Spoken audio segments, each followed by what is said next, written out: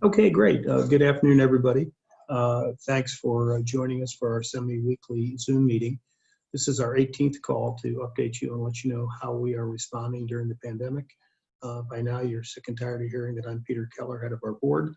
Today, we're going to speak about our basic human needs grants. We're currently accepting applications for funding for 2021. As most of you know, we have two major grant cycles: basic human needs, which include food pantries, community kitchens that are addressing food insecurity, and skills building programs that help out the unemployed and recent immigrants and formerly incarcerated, plus health and wellness programs. This is our fall grant cycle. Then in the spring, we do a youth opportunity cycle.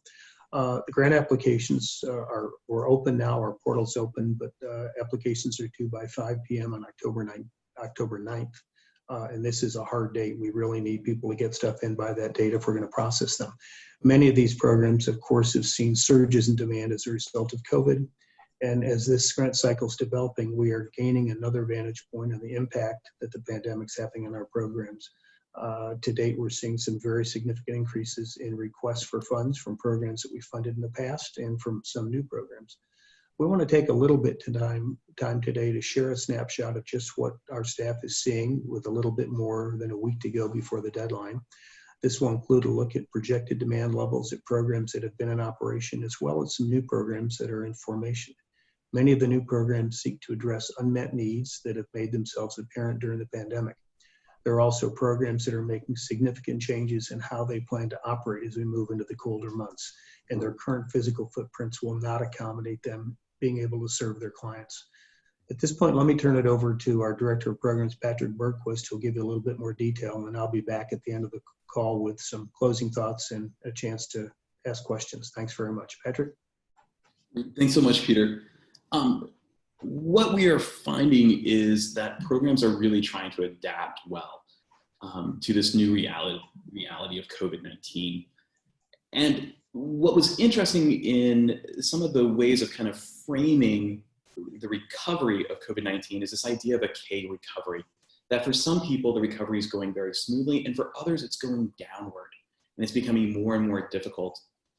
And what we're finding with the programs that we are working with is most of them, all of them, are working in that group where people are struggling. So even though we can look at the market, we can look at different things out there where we're feeling more comfortable with the pandemic and how to do things, it's important to realize that so many of the people that we work with are not experiencing anything close to that kind of recovery. And so our programs are dealing with that in a really, really significant way and really doing some really powerful work, I would say, in that. Now, we've talked about this before. A lot of our programs experienced an increase in giving and in fundraising at the beginning and the midpoints of the pandemic.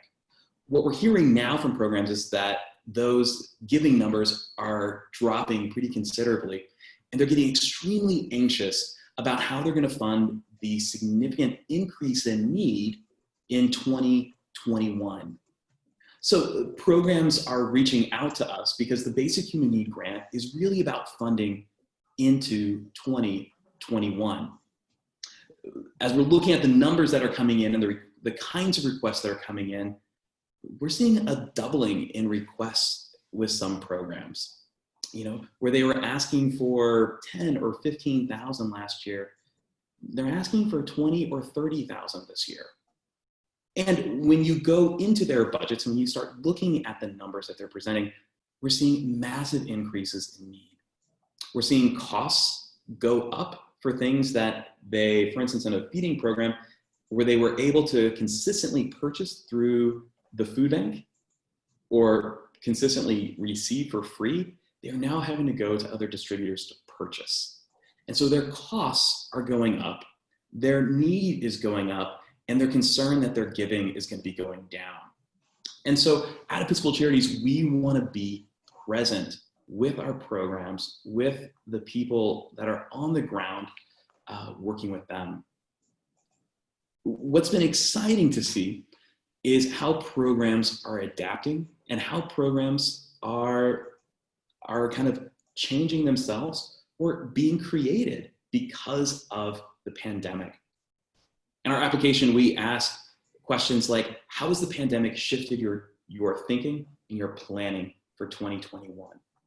We're seeing that programs are trying to move outside by getting big tents, for instance, for a feeding program, where the food pantry is often in, the undercroft or in the basement of the church. Well, when it gets cold out, being able to funnel people through those close quarters is not going to be good. We don't want our programs to become like the vector for mass infection in a community. And so a lot of them are purchasing tents and looking for help to do that so that they can be outside where there's some breeze going around. What we're also seeing is a whole new batch of programs that are applying for the first time for the BHN grant. I checked this morning and we've got about 8 new programs that I have not seen before. A lot of them are working in food insecurity. So up in White Plains, a food pantry that wasn't there before the pandemic is now thriving. And so looking to get that more consistent funding out to them. We have a program working in gender and health issues to try to find more equity with women and their health needs. We've got a program that's working and really focusing in on mental health and the mental health of the undocumented community. Think about all the incredible pressures that are on you in the midst of the pandemic. And then pile on top of that income, housing, food insecurity, and then add on top of that the anxiety of being undocumented and all of the chaos and all the stress that brings. And so we have a program trying to meet those needs. So it's exciting to see the way programs are looking to meet the needs in their communities. And at Episcopal Charities, we want to be able to be with them in that good work that they're doing. So we have about 52 programs that have started their application so far. I met with program leaders today and told them that there was 2 programs of the 52 that had completed their application. This morning, there are still 2 that have completed their application. So if you're a program leader, get going. Give us an opportunity to review those so that we can help you present yourself in the best way possible to our advisory committee. And lastly, I'll just give you just a quick sense of how this all works. Applications, like Peter said, are due October 9th at 5 o'clock. And then our advisory committee goes to work and does either an in-person or a virtual visit for each program that applies. They'll gather on the week of November 9th in small groups based on their regions to begin discussing what funding is going to look like. And they will then make their recommendation to the board in January. So I hope that gives you just kind of a big picture sense of what BHN is looking like and what is happening based in their applications based on what's happening in the world of COVID-19. Thanks, Peter. Thanks, Patrick. As you kind of gathered from Patrick's remarks, there's some really overwhelming challenges out there, and I'm just really proud with the response that we're having to those challenges. To any program directors out there, don't do the college all-nighter at the end. We really want to support your programs, and we really need those applications in by the 9th when the window closes. Tomorrow's October 1st, as Patrick noted. As we move into fall, it creates some real significant challenges for our programs, being able to operate with social distancing when outside operations are becoming less and less possible. It's very hard for me to believe that we're more than 6 months into this pandemic.